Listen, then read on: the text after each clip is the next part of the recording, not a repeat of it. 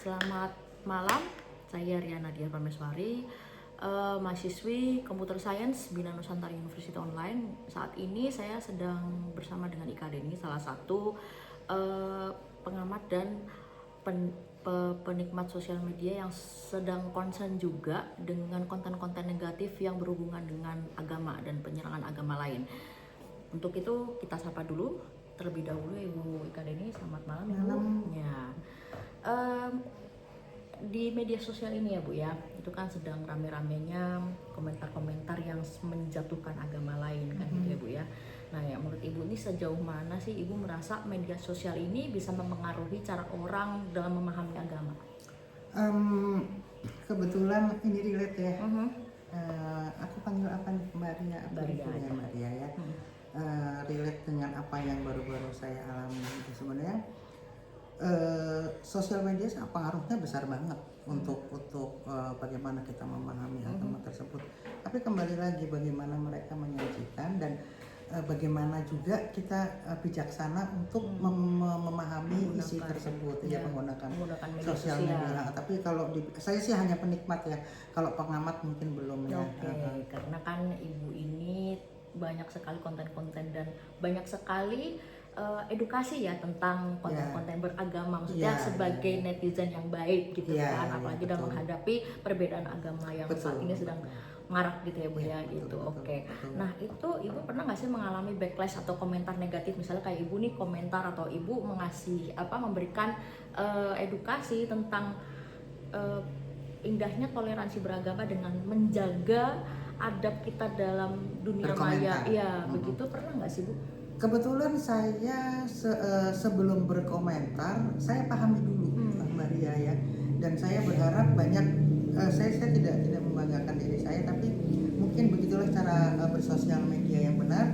Jadi ketika saya belum paham, saya akan mencoba memahami lagi, kemudian saya berani menulis. Jadi saya harus paham dulu, baru saya berani berkomentar. Jadi tidak pernah sih saya menghadapi belum pernah. Tapi kalau menurut Ibu sendiri, konten kayak apa sih yang paling efektif yang bisa mendorong toleransi dan empati antar umat beragama? Kayak gimana sih? Ya, kembali lagi kepada tokoh agama yang menyajikannya ya. Dan orang kita ini kan sebenarnya lebih suka sesuatu yang tidak formal ya. Betul. Ya. Jadi ketika si tokoh tersebut menyampaikan dengan bahasa yang sejuk dan kemudian sedikit berentertain gitu, akan lebih masuk dan akan lebih mudah dipahami. Ya, seperti itu acara Lokin mungkin ya. Betul. Lebih bisa diterima gitu ya. Ya, karena kan tidak sepaneng, tidak mikir banget. Betul, gitu kan. Tapi kita paham. Ya, maksud dan esensi dan tujuannya. Betul. Memang itu salah satu inovasi ya dalam penyebaran agama dan penyampaian ilmu mengenai toleransi beragama itu, seperti itu. Nah, menurut Ibu tuh ada nggak sih peran kolaborasi antara konten kreator yang mungkin Ibu tahu ya, sama tokoh agama yang Ibu tahu selama ini, kan Ibu sering berselancar di sosial media? Banyak yang menarik.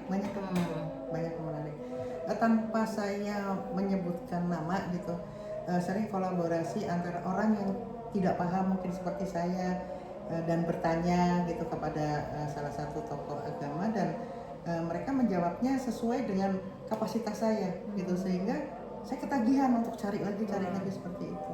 Banyak kok sekarang banyak. Alhamdulillah mungkin banyak. Nah Ibu, ini pertanyaan terakhir nih Bu. Ibu mau tahu ada nggak sih kira-kira strategi komunikasi gimana sih supaya, kan Ibu ini udah punya anak ya, dan anak Ibu tuh juga cucu bahkan ya kan, apalagi cucu gitu yang saat ini tuh nggak kenal umur gitu loh kalau mau pegang sosial media gitu kan. Nah menurut Ibu ada nggak sih kayak strategi komunikasi yang Ibu pakai supaya anak-anak tuh lebih bijak dalam bersentuhan atau dalam mencelasari dunia maya ini? Jadi komunikasi yang paling awal adalah pondasinya adalah dari rumah, Mbak ya, dimana kita juga membawa anak-anak itu untuk berani bicara, tapi tetap dengan adab dan kesopanan yang ada di negara sebagai orang Timur gitu. Saya rasa ketika itu sudah pondasinya sudah kuat di rumah gitu, maka ketika dia bermain sosial media juga pasti akan terbawa. Ya contohnya saya sendiri, saya jarang berkata negatif dan lain sebagainya. Jadi kembali lagi sih peran orang tua ya, peran orang itu tua udah dan kayak, lingkungan. pintu paling terdepan gitu ya Bu ya. Untuk memfilter bahwa ini tuh benar kayak edukasi yang paling pertama dari anak kan memang orang tua Ya, gitu ya, kan. ya, ya, ya. Saya setuju sih Ya, dengan ya. Ibu gitu. Oke, mungkin itu saja